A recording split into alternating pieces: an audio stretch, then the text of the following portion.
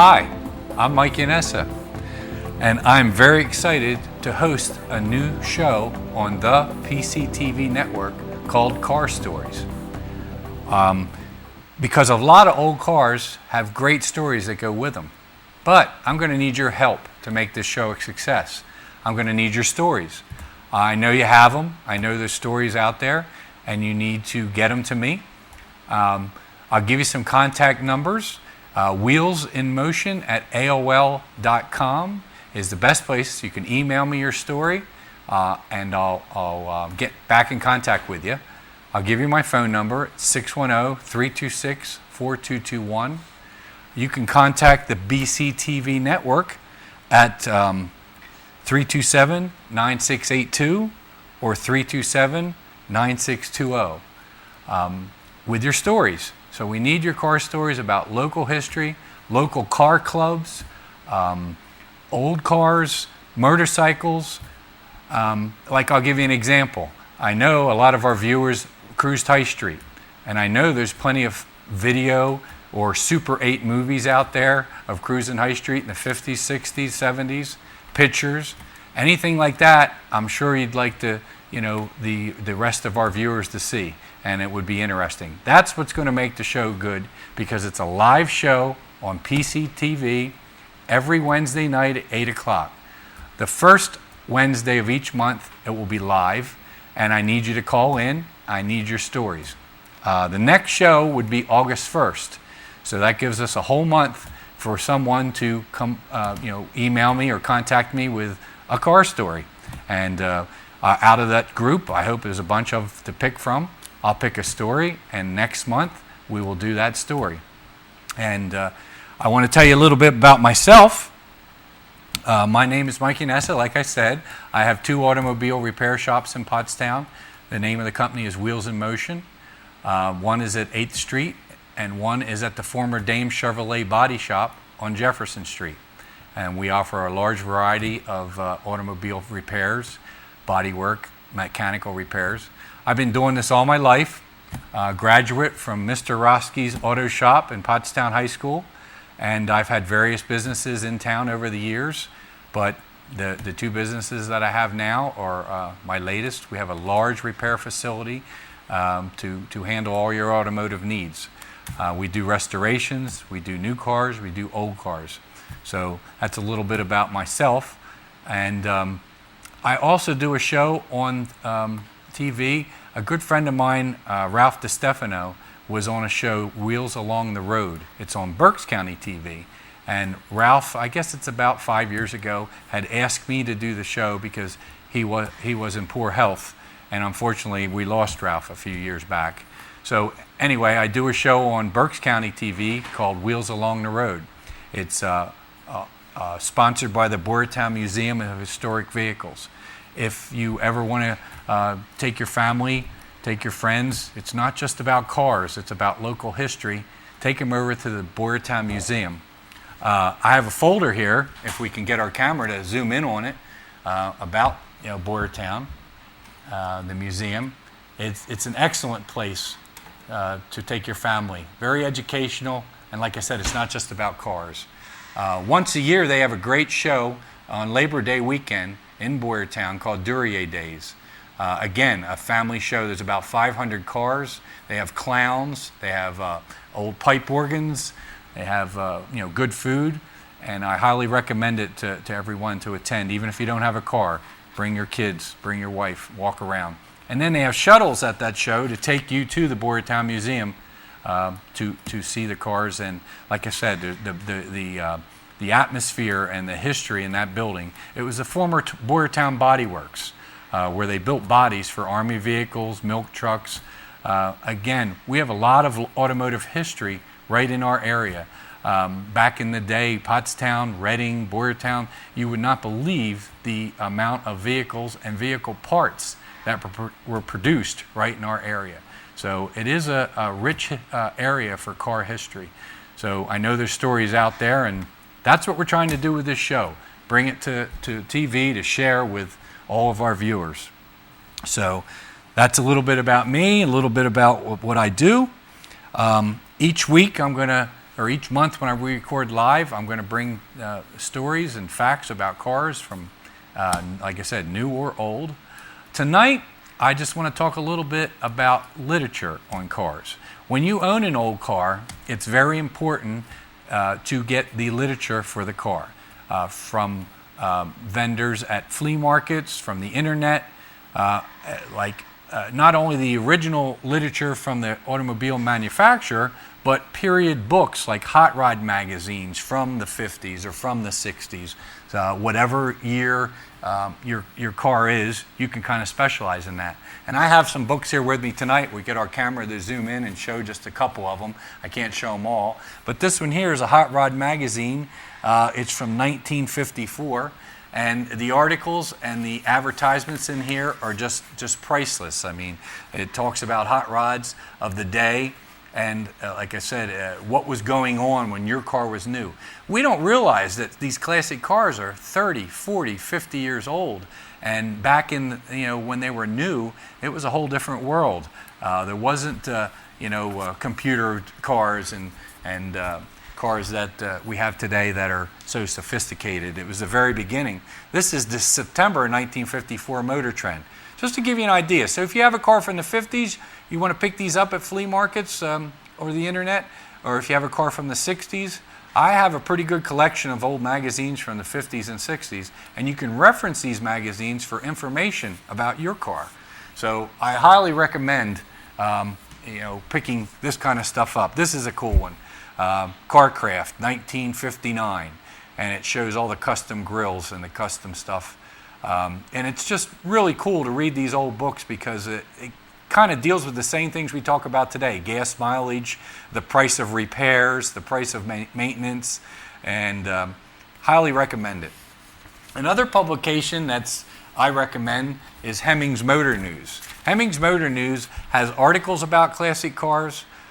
It has parts for sale. So if you own an old car and you need a piece of trim or you need a part for it, sure, you have the internet, but you turn to Hemmings Motor News and you can find people around the world that specialize in that particular part or that particular service that your car needs. So if you have an old car, again, Hemmings Motor News. So I just spent the weekend up at GM Carlisle. Carlisle is probably the biggest, one of the biggest in the country.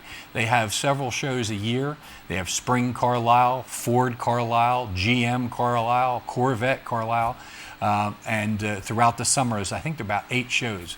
Well, this past weekend was a GM show, all GM, Pontiac, Chevrolet, Buick, and I attended it.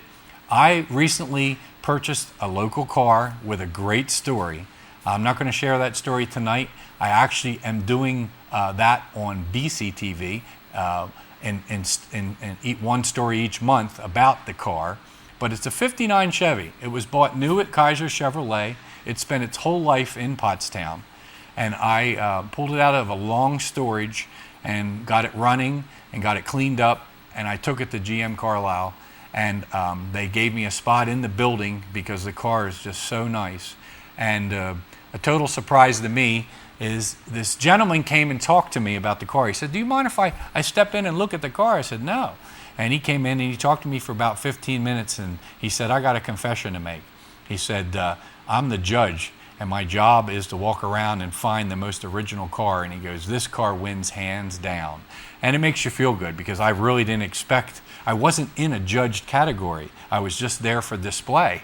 And for him to pick my car out of, I don't know, maybe 1,000 or so cars, Pontiac, Chevy, Buick, he picked my car. And that's what this swell little award is here on the desk. I just got that on Saturday night for the 59 Chevy. So the car hobby is rewarding in many ways. And if you do it and enjoy it like I do, that's what makes it all worth it. It's not the trophy. It's the people you meet, the stories you talk. Like this gentleman talked to me for hours after that. And just a nice guy. While I was at Carlisle, remember I told you should have literature. So I started looking for literature. And I found this book. It's from 1959, and it talks about the Chevrolet from 1911 to 1959. Okay, so if we could show the cover, it's the Chevrolet story. And it's, again, 1911 to 1959. And I opened up the front page, and that's the first thing I saw. Okay, it's a 1911 and it's a 1959 Impala. And then I opened this up. This just blew me away. If we can zoom in on this, this is all the Chevrolet plants across the country. Tarrytown, New York, Atlanta, Georgia, Bloomfield, New Jersey, Kansas City, Missouri, Oakland, California, Lipsani, Michigan, Norwood, Ohio, Janesville, Wisconsin. I mean, it's amazing the infrastructure they had in place. They supplied jobs to thousands of people across the country, not just Detroit. These were all all the assembly plants that assembled the 59 cars and trucks. Totally amazing. Now, I of course read the book. Gives a nice history of Chevrolet, which, by the way, this year is 100 years, 1912 to 2012. The Chevrolet was developed in 1911, but it wasn't called the Chevrolet yet. In 1912, they took the Chevrolet name from Louis Chevrolet, who W.C. Durant hired to help build an engine and help perfect this car with no name yet. But Louis Chevrolet was a famous race car driver in the O's and the early part of the century, so that's why he hired him to help develop an engine and design this automobile. And another piece of trivia for you is the Chevy bow tie symbol. That came later. That came, I think, in 1914. Louis Chevrolet was in Europe, and he stayed in a hotel in France, and the design on the wallpaper was the Chevy bow tie. And he actually copied that design and went back home, and that became the symbol of Chevrolet. That bow tie, you've all saw it, like blue. Ford has the blue oval, and Chevrolet has the bow tie. So that's where it all started 100 years ago. And that's why I say, if you look at the 59 Chevy, it's 53 years ago. That's a long time. Now, this book, like I said, I read about the Chevrolet. The back page, if we can zoom in on that, is the manufacturing plants. Indianapolis, Indiana, Buffalo, New York, Saginaw, Michigan, Bay City, Michigan, Toledo, Ohio, Flint, Michigan, Cleveland, Ohio, Tonawanda, New York, which they built all the engines. General Motors, over the years, up until 59, as this book was printed, bought the Tonawanda plant, for example, was an engine factory that they bought to supply engines to their cars. They bought the bumper factory. They bought the glass factory. They bought Fleetwood Body Works up in Fleetwood, where the custom bodies were built back in the 20s and 30s. So they were ingenious to buy all these plants, and they were all subsidiaries and all suppliers for General Motors. I mean, 1959, that's strong. The other page here, on the other side, shows the 1959 trucks. And I'm going to show you that for a reason.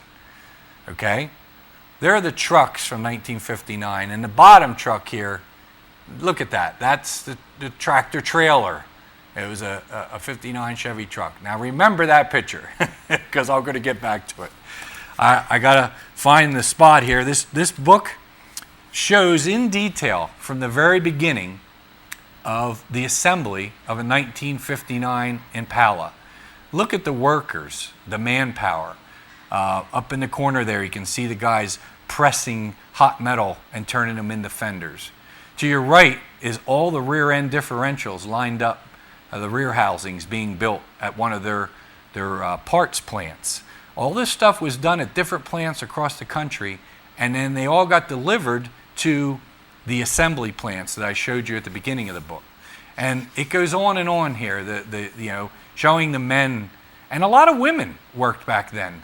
Up in the top left-hand corner, you can see a floor pan. That floor pan was pressed out and made at another plant and delivered to Baltimore, Tarrytown, New York, or wherever. My particular car was built in Baltimore, so we'll reference Baltimore. That would be where the cars in this town got built.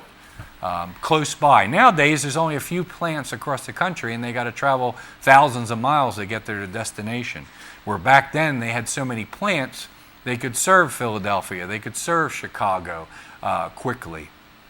And it just goes on and on. Like you can see in this picture, this is a cool one. They're lowering the body down onto the car with a giant hoist, a painted body down onto the chassis. And again, manpower, not too many robots. I mean, I'm sure they had some. But the best picture is the one that you have to show close up because it's really hard to believe. If you could zoom in on this center picture, Matt. Look at that beautiful 59 Impala. And I'm going to read you the caption. 60 minutes ago, 60 minutes, this car's frame started on the assembly line. Gasoline, oil, water were added, and the car moves from the line under its own power. And that's 1959, so they built a car in 60 minutes. Now, we'll put the book down for a minute.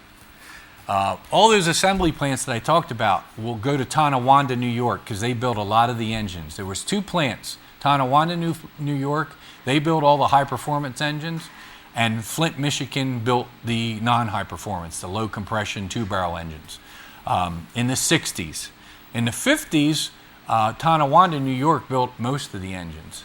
So at that plant, when they took liquid metal and they pour castings, and they cast the block, and they cast the cylinder heads.